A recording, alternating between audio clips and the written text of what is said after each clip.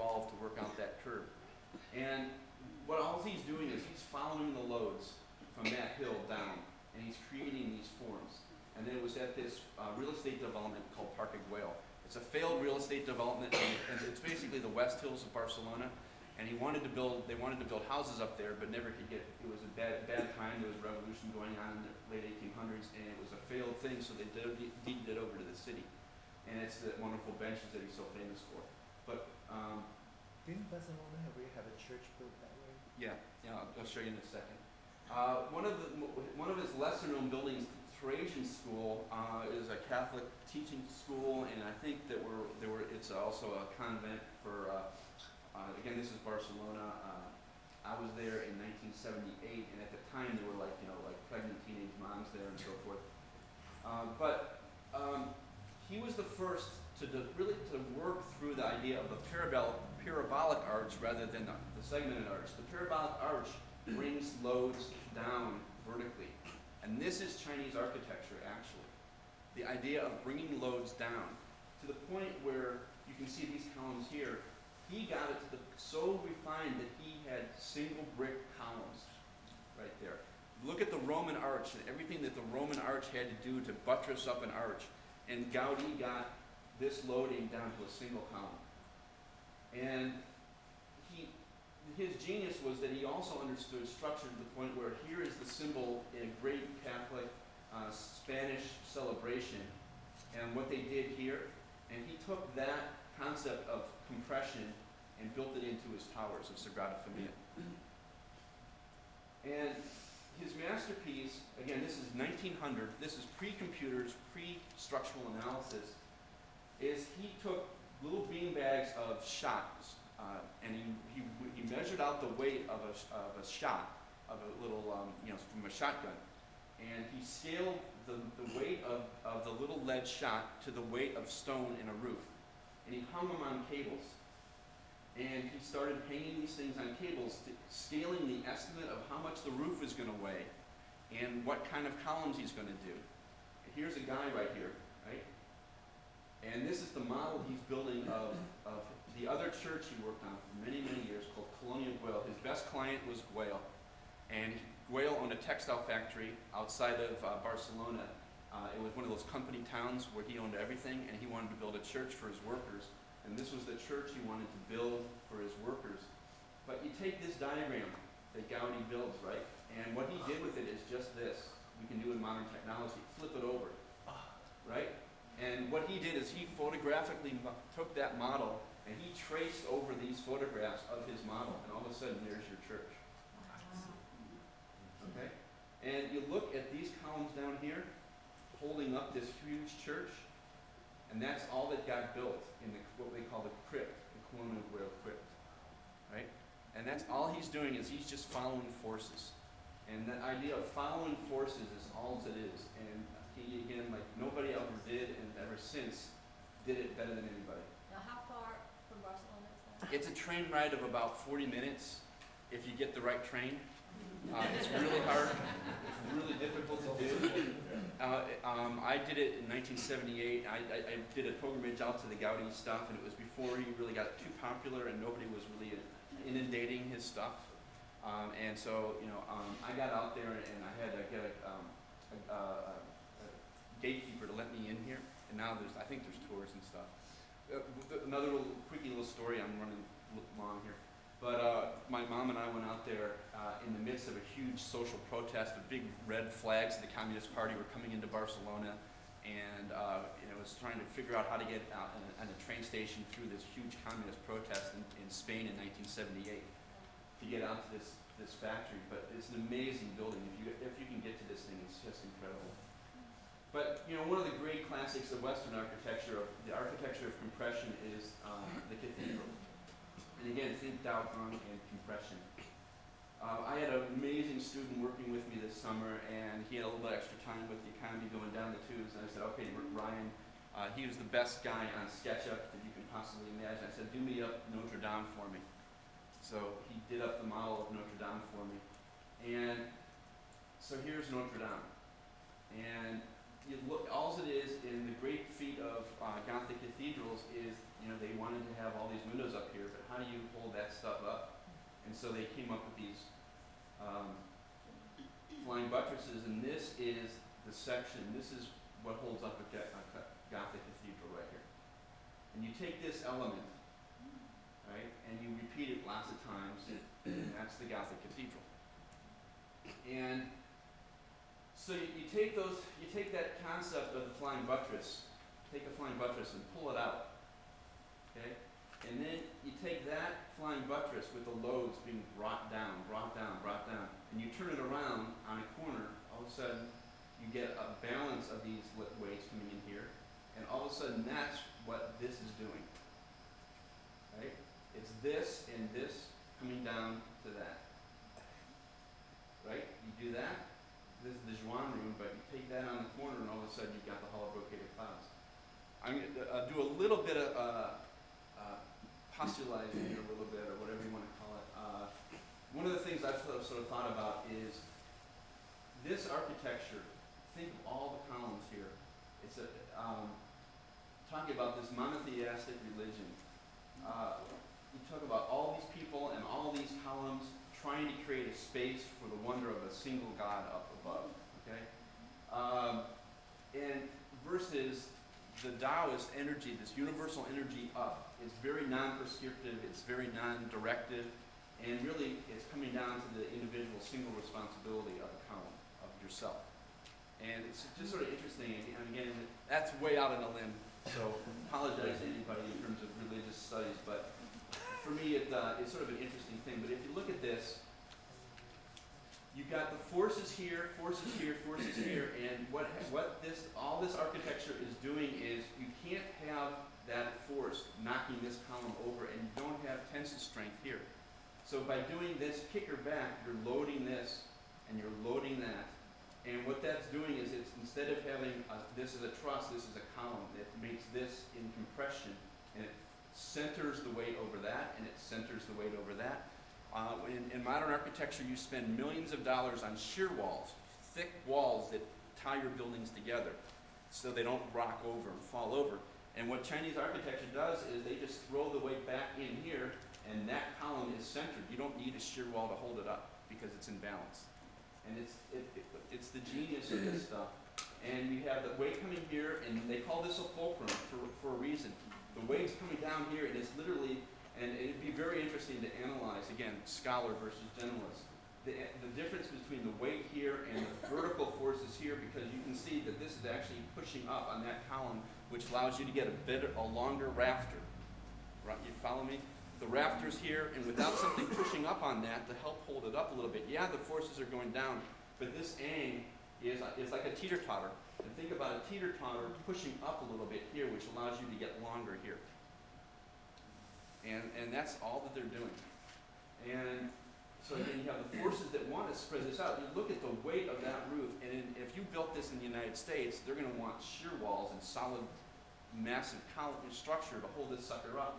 But by having this stuff out here, you're putting the weight down here, and all you need is 4 columns because the weight is centered. Think Gaudi in the parabolic arch. It's centered on these 4 columns. So 5,000 years of history, and the designer of the garden, when he was lecturing, talked about creating 37 different views. You know, what is the role of the designer in the scholar's garden? You're weaving together the formal and the experiential. You got the Hungshan Mountains in the distance, 250 miles west of Shanghai and Suzhou. You got Yosemite Valley and El Capitan, one of the great places in the United States. And you've got this view from the Knowing the Fish Pavilion. Imagine, and I do this on my tours, that a lot of you know, you're standing on a balcony looking through the opening in the trees, and all of a sudden you've got that view of El Capitan in the distance. And talk about the status of that cabin in California. And, you know, there it is right there. And so you can go back and forth, and obviously that's sort of the fun that we all have in the garden. But, you know, I'm not, you know, most of you know that we're talking about adding on to the gift shop. And so here's the existing gift shop. And most of you know that, you know, when it's not crowded and it takes a lot of money to have an employee at the ticket booth and an employee in the gift shop. And it's one of the things that drove Gloria crazy about this. And we've talked about this gift shop, and it's no surprise, and I think a lot of you knew about it, and I got myself inserted into this one. I sort of forced my way into the discussion a little bit.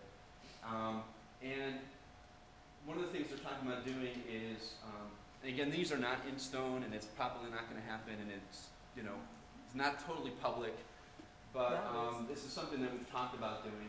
If we do an addition here, all of a sudden there's the, you know, here's the counter right now, here's the counter in the future, and it connects to the ticket booth. You can have one person doing both, or you can have, in the winter, we can close that, and you can go through these doorways. Is the new entry into the garden, which there's some real problems with that, but let's talk about it.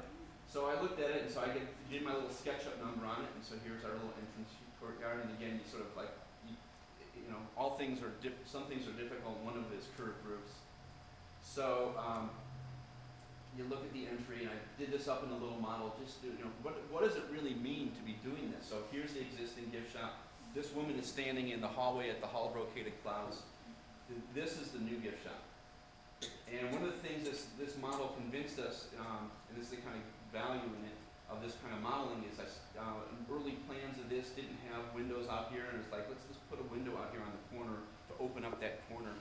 And you know, it's so here's the view from the Knowing the Fish in the West Forest, and here's that courtyard that we know.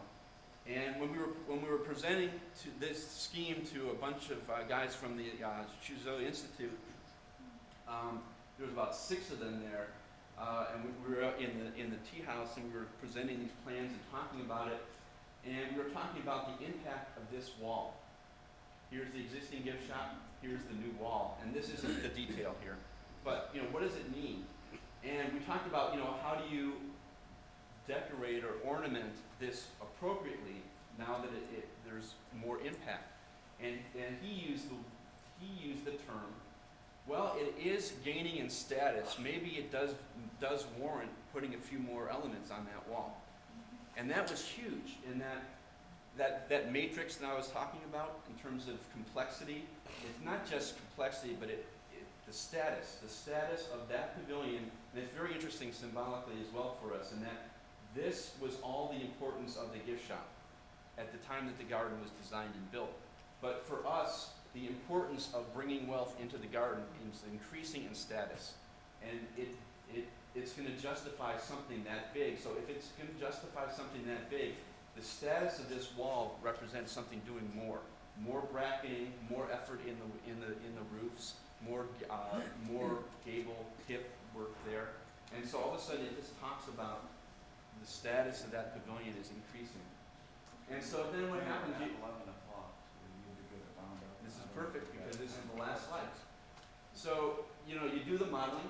Here is the modeling of the Hall of Brocaded Clouds out here. You're looking from the new door, what the new entrance might be, and you're looking toward the Hall of Brocaded Clouds. And I said, well, you really need to put a rock here. And they were saying, yeah, that's probably a good idea, because you really do want to have a mountain on your doorway.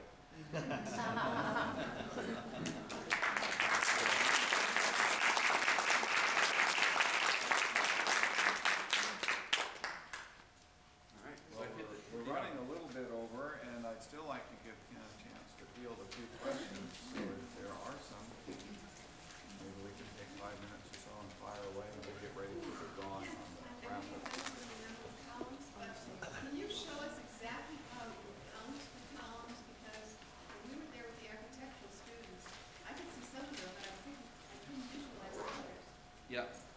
Let's see. Okay, let's see if I can do this. How do I do this to get back here?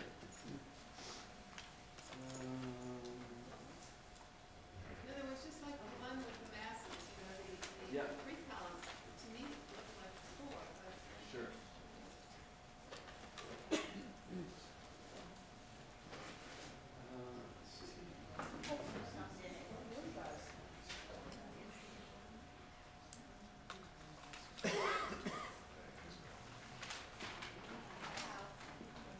Almost there.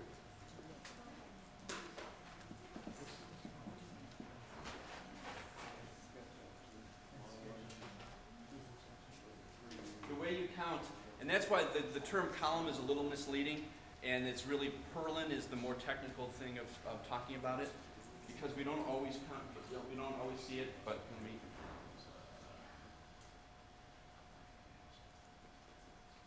the way you count them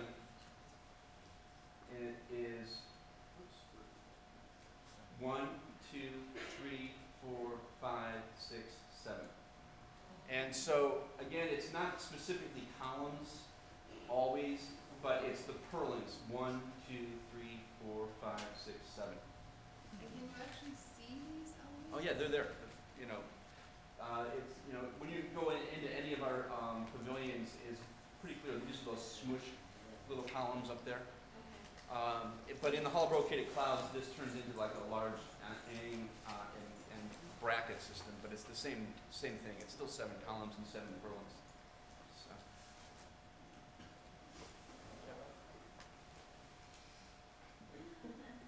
I find the discussion of forces fascinating, and looking at these structures. It's very clever the way they got all the forces vertical on the columns. Does the building code require you to do anything for like wind and seismic on these things? Well, you know, the person who really experienced that part of our garden was Linda Barnes, and she's not. I don't think she's here. And you know, there's a whole huge lecture, again scholarly, about what it took to get our buildings up to building codes. And there's there's 4-foot steel rods and Kevlar and carbon fiber to get the tensile strength in the columns to comply with American code standards, because and there's all kinds of steel bracketing that they used and so forth, and you know the whole drip. Most of you know the story of the drip tile. I mean the tile on the roof. It's called in China they dry stack the tile. The only thing that latches the tile in is the drip tile and the big ridge. It's a bunch of mud that sticks it all together up here. But in our earthquake codes, when a roof shakes, they don't want the tile falling off. So every 3rd to 4th of our tiles was cast with a little hole in it, and they wired to a separate little structure that's hidden in the layers of our roof that's not historically correct, but it's not seen.